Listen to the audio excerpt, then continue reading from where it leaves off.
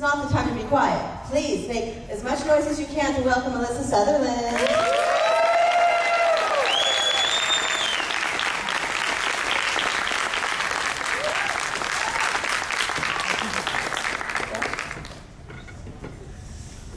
Hello, Alyssa. Hi. How are you today? I'm a bit throaty. So sorry, guys. You know, I must tell you that I was called in fat today. You remember? Of course. Well, the thing is, Smack it. Apparently we just hit it. So every time I know I'm going to interview you, I look at you, and then I look at me, and I'm like, none of that, short and stumpy. And like, she's so tall and gorgeous and thin, and I'm like, well, so I don't, like last week, I was called fat today.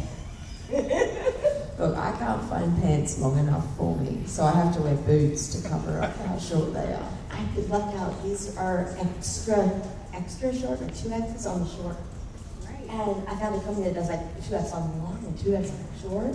And to get stuff that fits around, because I'm big-butted, it is the worst. So, Okay, but none of this. Well, it's 2024. We value ourselves for what's on the inside. okay, Yeah. so I'm gonna open this with a confession. We've talked. I've interviewed you, I think, 2 times, and 3. Yeah. And we have spoken on other occasions separately, and I had not seen your movie until yesterday. Wow. I'm impressed that you got through Q&As with me. I apologize. I know in advance. I did have strikes that we were dealing with, Well, so we couldn't talk about it. Yes, but then we did 2 where we could, and I And just, you hadn't seen it. I winged it. I was like, yes, I had not seen I had it. no idea. You should act. Right, good. I'm a Good. theater actor. Good. So, Well, you're very talented. I have no idea. yes, if you notice, my question is centered around you as opposed to the movie. You were like, tell me about you. I took absolutely no notice. Yeah. So no, Okay. I was like, tell me about you. So I just saw it yesterday for the first time. I said, I guess I should probably see the 2 movies of the people I have to interview this weekend that I have not seen yet. I rushed to watch one of the movies, and then stuff happened with their travel, and I did not have to interview them this weekend. And I'm 3 years in there too, so I just thought, oh my God, so good. That's where I I feel. liked it. I wasn't sure which way this was going. So good. I will say that I'm not the biggest Evil Dead person. I like it okay. Get out. But I like it okay. But it was not my thing so much. So I was like, oh. And I wasn't crazy about the last remake they did like 10 years ago. Okay, I won't tell him. I wasn't. I just did. No, but I won't pass it like along. it was fine, but it was like, but yours was whoa. That's pretty cool to hear. Yeah, I was so drawn in to your characters, the storyline, of course the effects, and of course that. But that's why we watch the series. But I was just like, whoa, oh my God, this is so great. And I was like, why did I sleep on this for so long? And so that's why I felt the need for a confessional, because I hadn't even watched it. And I was like, I'm terrible. I love that you hadn't seen it and I had no idea. There you go. I just like to talk to people. I I'll just talk to made the anyone about assumption. anything. Great. So, yeah. But yeah, it was good. Great. I'm glad you liked it. Something I was really impressed with, and I knew you guys, a lot of you guys were not American, right? Because I'd seen interviews and heard you guys talk before. And I was like, those accents are good. Because I was expecting to go into this movie hearing your voice, hearing your natural accent. And I was like, wait, what? Do you know I've never acted in my normal accent? Never? Never. Do you? I've auditioned with it, but clearly I didn't get the job. Do you work with a dialect coach, or are you just really good at it? I used to. It depends on what accent it is. If it's a new accent that I've never done before, I'll work with a dialect coach. But I've gone to multiple coaches to get the American down, and I did that years and years and years ago. And I will spend, if I'm working in an American accent, I just try to stay in it. Yeah, I won't talk to people in my personal life in a different accent. That's just fucking weird. Yeah, on the set, yeah. That's amazing. Or like if I'm like at the supermarket, yeah, I just pretend I'm American. They're like, you look like that actress, and then they hear you talking, and you're like, no. Yeah.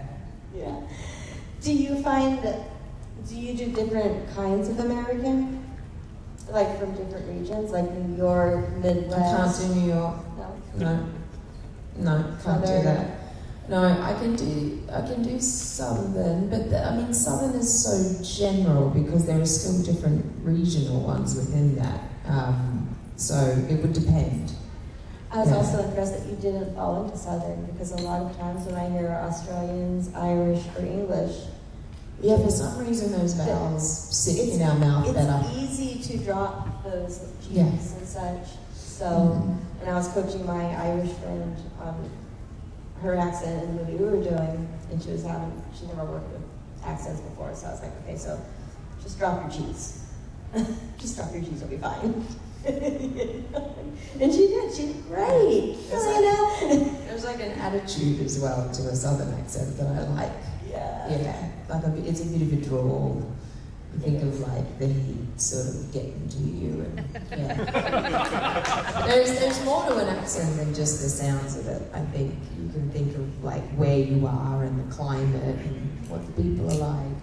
And, Do you have a favorite accent besides your own that you like to jump into, that you're like, oh yeah? No, not really. I would really love to work in my natural accent. And not have to be thinking about an accent while I'm working. Yeah. Do we have any audience questions? Hey, yeah. So at the end of that, spoiler alert, when you fuse with your children, can you go through the whole process of what you had to endure and what was CG and what was practicals? I'm going to try. Okay. Because it was very complicated. All right, I'd love to hear about it. Okay. Okay. We did some of it practically. Okay, all right, okay, I'm going to try to break it down for you. We started filming with, so we called it the Marauder. Yes. Right? And we started filming, because we shot the film chronologically, which very rarely happens, but because we had a purpose-built set and because we were, there are a lot of kills happening and blood being spilled and vomit, it made more sense for us to shoot it chronologically, because then we could keep the blood spills and everything like where they were. So we started filming the Marauder sequence at the end of the film, and we ended up having a COVID lockdown in New Zealand for 2 months. And we hadn't filmed the end of the movie, so we couldn't leave because, normally if you're shooting out of order, maybe there's some stuff that they can put together in the editing and in post, and you can cobble together a film, but because we hadn't shot any of it, we had to stick around. And then we all had to socially distance when we were back on set.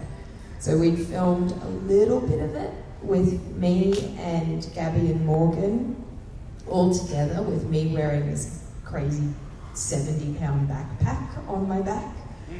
And we also had a team of stunt doubles, and they had their own like creature suit that they would be put into, and they were in harnesses so that they could be, like, the weight could be taken off them and they could, like, scuttle around and stuff. So a lot of the wide shots were the two stunt doubles with their backpack.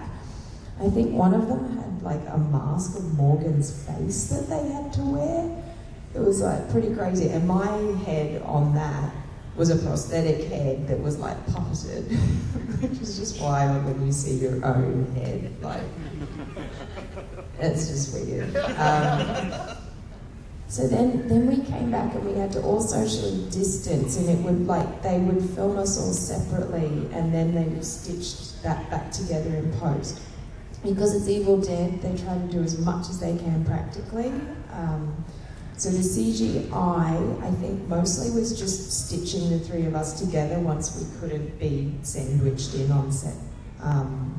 But yeah, there were lots of different ways that we shot it, and I can't tell you what's what in the final edit, but we did it multiple ways. It was very complicated, yeah. So. You're welcome. You had so many great lines. Do you have a favorite? Yeah, I'm free from all your titty sucking parasite. That's my favorite one, yeah. I laughed. Most people do. I love your delivery on it too. It was so subtle. Yeah, well, yeah, that's good. You got to be. I didn't want to be obvious with anything. Yeah, we put a lot of thought into those lines and how to deliver them in a way that would be really unnerving and cruel. And sometimes the most cruel thing you can do is act like you're being sweet when you're really not, because it's very confusing for someone. Yeah. It's called gaslighting. Yeah. I also, I'm not a fan of children. I don't have any by choice. I don't like them. Like especially babies. You were one. Like I didn't like myself then either. You know, I'm pretty sure my mom kind of wanted to kill me. I was a very bad kid. I got a lot of spankings and I earned every one of them. Let me tell you. We should dig into this. I'm fascinated. Oh, I was just naughty. I was always throwing tantrums and It's normal for a kid, though. Yeah, but I'm Big feelings. I was like, yeah, no, this was the 80s. Big feelings. Yes. So yeah, I was not a good child at all. I was knocking things over. I was a Big destructive little feelings. brat. I was a brat. Oh, Anyway, so when I I think heard it's hard to assign bad intentions to toddlers, guys. when I heard that line, I laughed out loud because of that. I'm like, it's me. It's me. We're very different. I want to shield all the children from all the horrible things that people say about them. No. Yeah, I was like, oh my god, it's so good. What was your favorite scene to shoot, and like how it turned out? Your favorite? All the stuff through the peephole was my favorite. The kill sequence was really fun because we had a very specific timing for everything that had to happen. That was really, really fun to do. But then just the dialogue with my daughter Cassie, little Nell who played Cassie, that dialogue through the peephole was just like, as an actor, you don't get much better with like that creepy stuff that I'm saying and acting like I'm being really nice, but my face is just fucked. Yeah. Hi, I'm Andrew. I'm from USA Today. Hi. My question is, you walked into a franchise that has a 40-plus year fandom, and you're the first lead woman in one of these movies too, because the previous one was an ensemble, and then all the other ones were. I would say Jane Levy was a lead. Well, they don't find out to the end. That's kind of a spoiler. Is that fair? No, I'd say Jane Levy was a lead. Okay. Well, I wanted to know. Who's with me? Yeah. Yeah. I didn't want to spoil it because it starts out if you don't know who's, Oh, okay. But how have you found the fandom for Evil Dead? The fandom's amazing. I mean, I get to come and do this and speak directly with people that really love the film. And you don't normally get to do that as an actor. I love the fandom. I feel like they've really embraced our take on it as well, which feels pretty great, because the pressure's on when you join a franchise like that. But I mean, I just think the fans have been so wonderful and lovely and awesome, and I meet people in my line that have gone and seen the film multiple times in the cinema, which just blows my mind. I never thought that is what I would do. You know, when you decide to become an actress, you don't think you're going to be known as MAGA mummy. I've fully embraced it because it's pretty awesome. It's great, and horror fans are like film nerds. It's like they're my people. I'm not big on horror myself because I'm an absolute chicken, but I love film. I love the craft of it, and I feel at home. Thank you. Thanks. So you have some really good facial expressions in the movie, just incredible. I mean, captivating. So do you spend time in the mirror doing those? Are you coached? How does that come into play? I don't spend time in the mirror, no, because then, well, this was a different role. So normally with acting for me, I don't like to think of how I'm going to look. That seems like the wrong motivation. It's only ever about how I feel, what I want to affect the other person in the scene with, and, you know, just be in the moment very truthfully. Having said that, Evil Dead was different because I think with a lot of the kills that we had, there was some comedy in there, right? I like suck out an eyeball and I like choke on it and spit it across the room. And that takes a certain amount of timing to hit the comedy of that. And so there's more of a technicality to it. And I wouldn't look in the mirror for anything, but you would kind of have to think about the timing of something. And like, oh, I'm gonna take a couple steps, not move, and then, you know, and so I was in my head a little bit for stuff like that in a way that I hadn't been before for other characters. I hope that answers your question. It was quite a ramble. Jenna. Are you able to tell us anything? Are you able to tell us anything about the Model Alliance? Yes. Yes. I can tell you some things, there are other things I can't tell. I can tell you that the Model Alliance is an organisation that I'm supporting and working with because we want to pass some legislation in New York that would regulate model agencies because they are not regulated in any way and they really take advantage of young talent, young models, both girls and boys. A lot of the time, a lot of people from underprivileged backgrounds from all over the world that they bring into New York and financially exploit. And the financial exploitation can lead to sexual exploitation. We've all heard the stories about Harvey Weinstein and Jeffrey Epstein. Jeffrey Epstein was a silent partner in the agency that I was with when I first moved to New York. Those agencies are not regulated. They charge young women exorbitant fees for them to be there. They take 20% commission. They charge clients 20% commission on top. They're double dipping. They're doing all kinds of things that you're not allowed to do in other industries. So the Model Alliance has crafted a bill right now that we're trying to get passed in New York State that would regulate agencies and not allow them to do any of these bad practices that they've been doing. The legislative season is coming up. Hopefully we're going to get it passed. There's a lot more to come.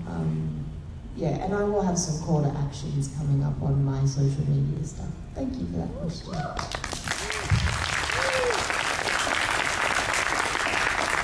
Yes. Did you watch any of the Evil Dead movies before you did the movie, or were you familiar with it before? I'd heard of Evil Dead. I made my audition tape because we tend to have to make them pretty quickly. and I made my tape with a friend of mine that was familiar with the franchise.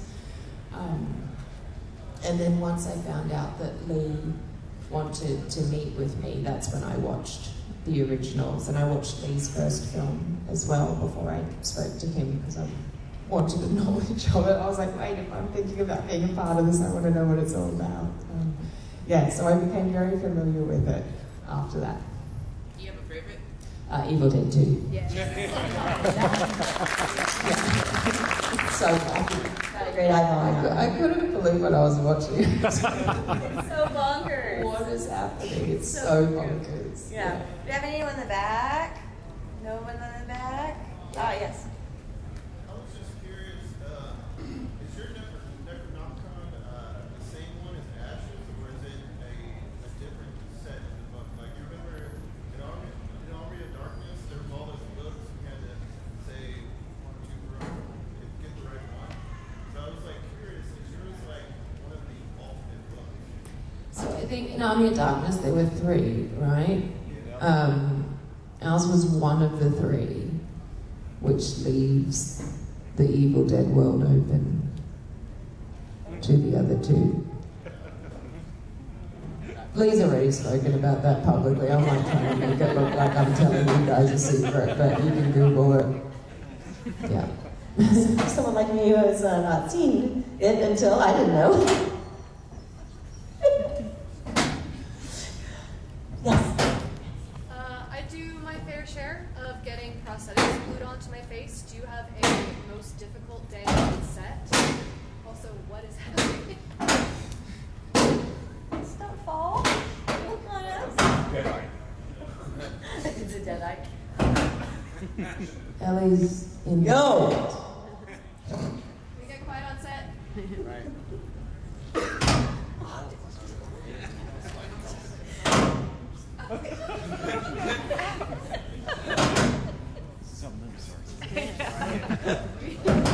That's how these movies start. We're in the sequel. This is Evil Dead. The Necronomicon's in there. Okay. So, what was the question again? I remember the question. I don't. Okay. Day on set. That's really unsettling. Isn't it? What is that? Okay. We're just gonna, the show must go on. The hardest day on set was not with any prosthetics. The hardest day on set for me was the vomit rig. It was absolutely disgusting. And they said, this is a one-take shot. It never is. It's a We did the same one-take shot. No, you'll only have to do it once because you'll fall into it. And then once it's all over you, we can't clean you up and go again. So it's just going to be one take. Yeah, don't figure it. Yeah, it was more than one take. Yeah, the vomit that you see on screen was being like just throttled into my mouth and bounced out. That was not CGI. That was hardcore. And if you look at the look on my face, it's very real. I'm struggling. I was on the struggle bus that day, the whole way through. I hated it. Yeah, that was the only day that I was just like, what did I sign up for? What the hell? The blood, the prosthetics, like the stunts, fine, not a problem. But that vomit was, and it tasted, it felt like I had buckets of somebody else's saliva. Exactly. Exactly. They should have paid me more. I didn't want to. They gave me a choice of flavours and I thought lemon would be the best one. The other flavours I was like, oh, they sound like they might be a bit artificial, the other ones. So I'll just go with like a light lemon. Oh, is that what you thought? Yeah. I don't think any of them would have been okay. I don't, because it was more about the amount of liquid and the force of it. And just like my head was vibrating and yeah, it was disgusting. It was foul. Yeah. Your eyes in the film, I was curious about the blood.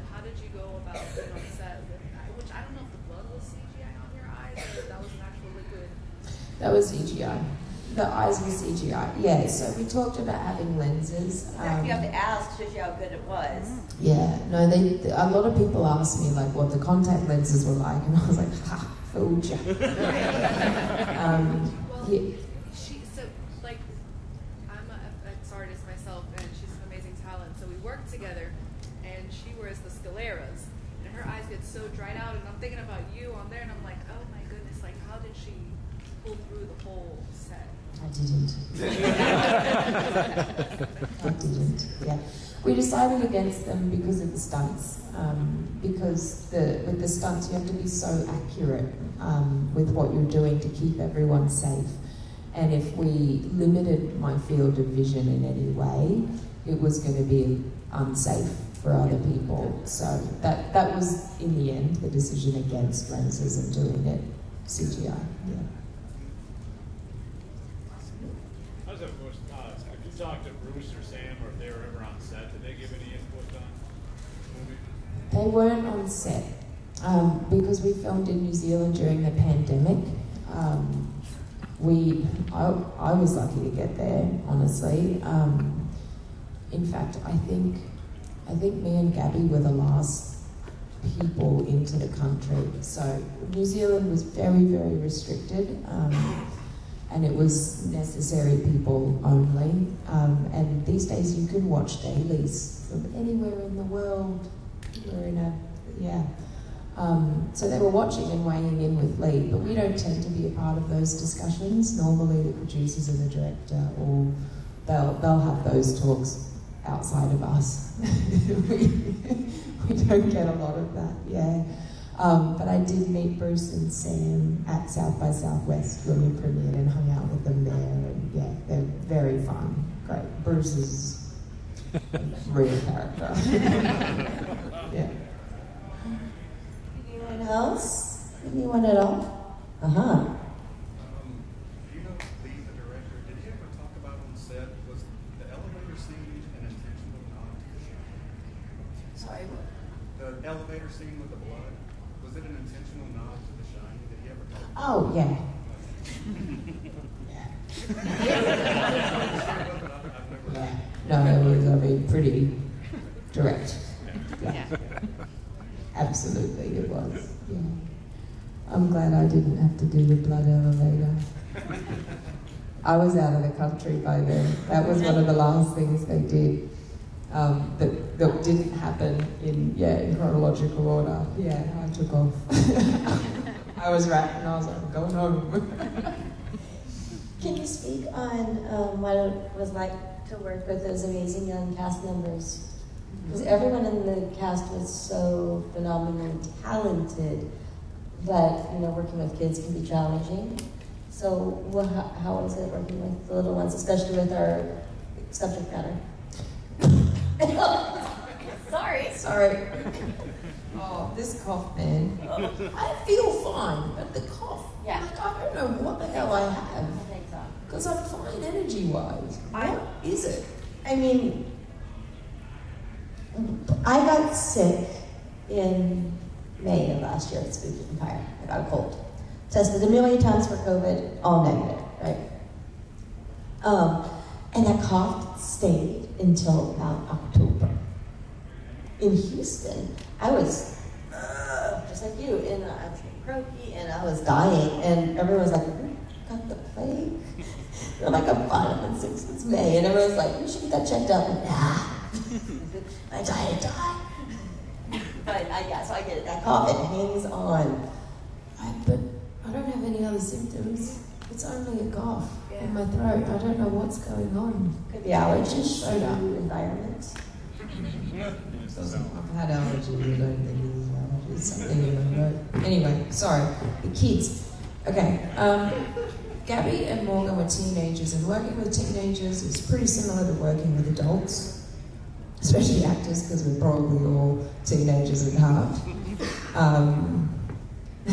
Nell, she was 10 when we filmed, 9 when we filmed. She was definitely the most professional one of all of us.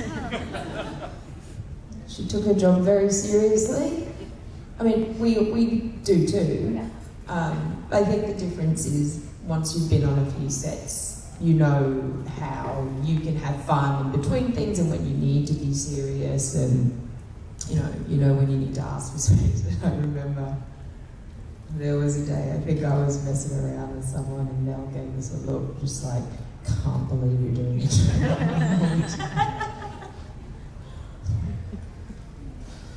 Yeah, she was great. She's so good. I mean, it's in the performance. She's so good. They all were really, really good. Really good. Everyone. Yeah.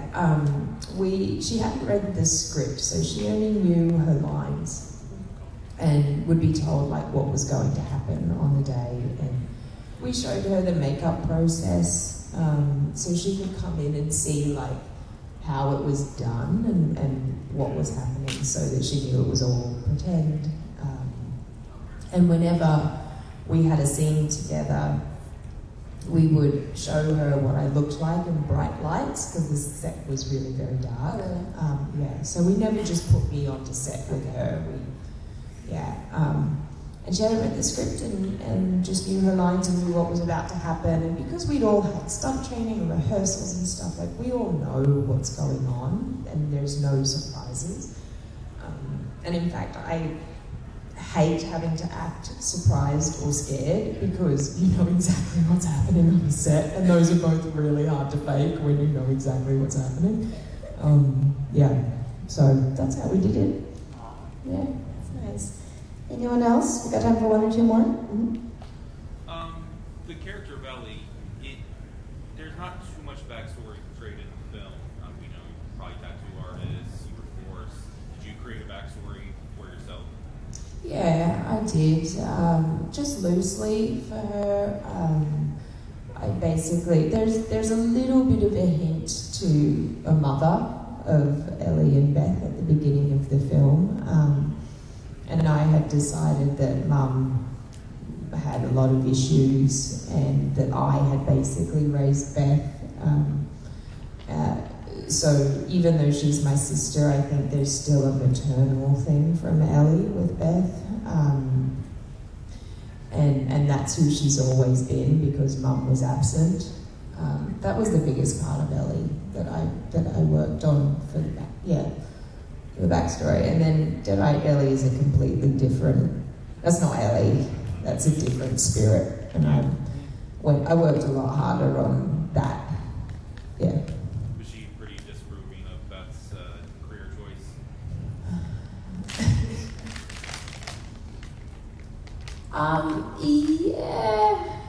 Yeah, I think she was probably cut up because Beth was never around.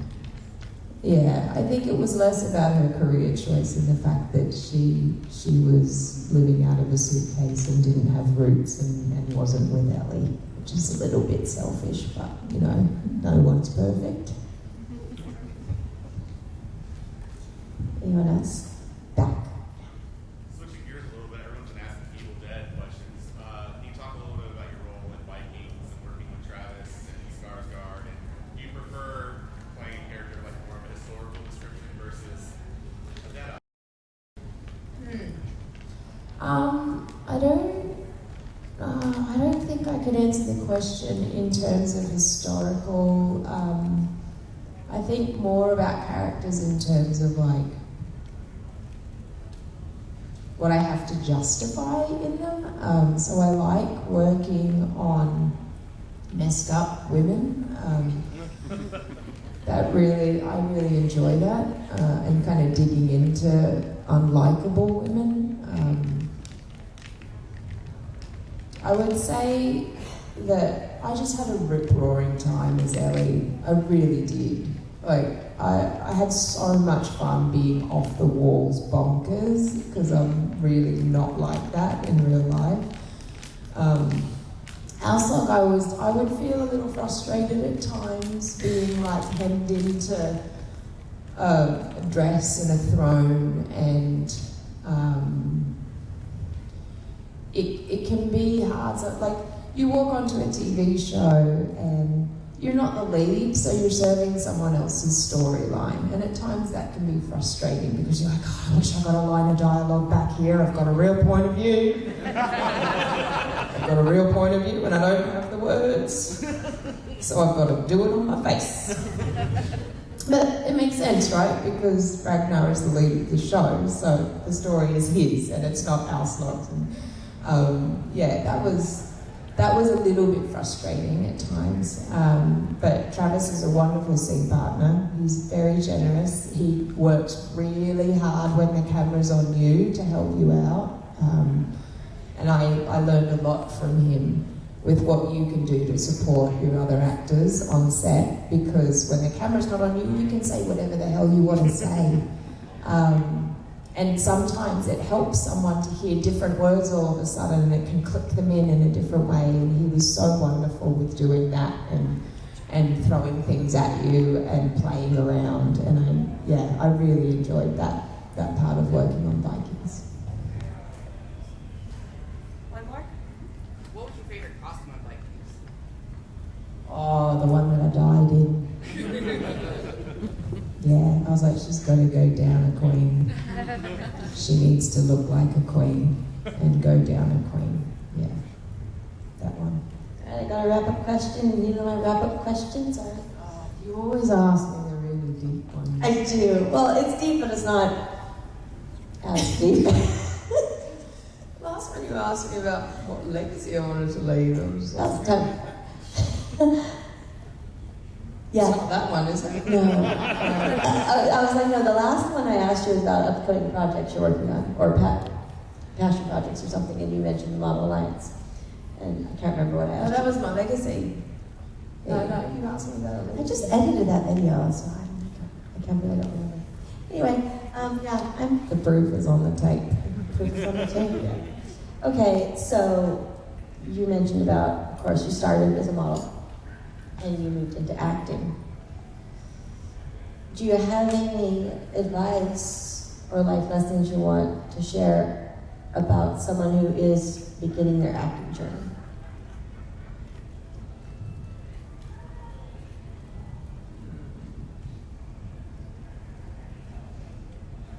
That's a good one. I love it when I do that to him. That's a good one. Yeah, because I really think very sincerely about these questions. I want to be earnest. You always get the best answers, so I love asking these. Like you said, they're all very sincere. So. You hear it all the time, but you have to love it because it's really hard. It's not easy. The hardest thing about acting is being out of work, and it's a constant out of workness.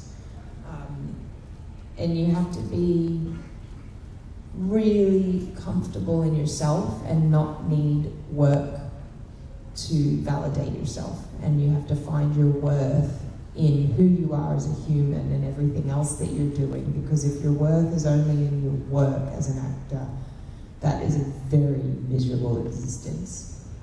But if you love it that much and you can handle the out of work times, it can be really amazing. You have to keep working at it. You never stop working at it. There's always something to learn. And I would advise that you work really, really hard with a very good coach before you start trying to put yourself out there. So that when you do put yourself out there, you're ready for it. I think I did things a bit backwards. You live and you learn. You were already a working girl, that you already had this career in the entertainment industry of sorts. So yeah. So how was it like? Was it difficult to also switch into acting, or was it pretty natural? No, it wasn't natural at all. I always loved acting, and I didn't like modelling, and I always thought that modelling was going to be a way for me to either pay for my college or transition into something else. What was I going to say? No, it's kind of hard coming from modelling. You have contacts, right? So I could get an agent, which is really hard for a lot of people to get an agent. That seems to be you kind of feel like there are gatekeepers to the industry, and that is the managers and the agents, and getting your foot in that door can be really hard. So as a model, you can get agents. That is, you have connections to make that possible. But you're fighting a stereotype already because people love to think that models can't act. And look, a lot of them can't. I'm not going to lie. There have been many that have tried. Another stereotype is models are dumb, and not true. No, that's not true. That's not true.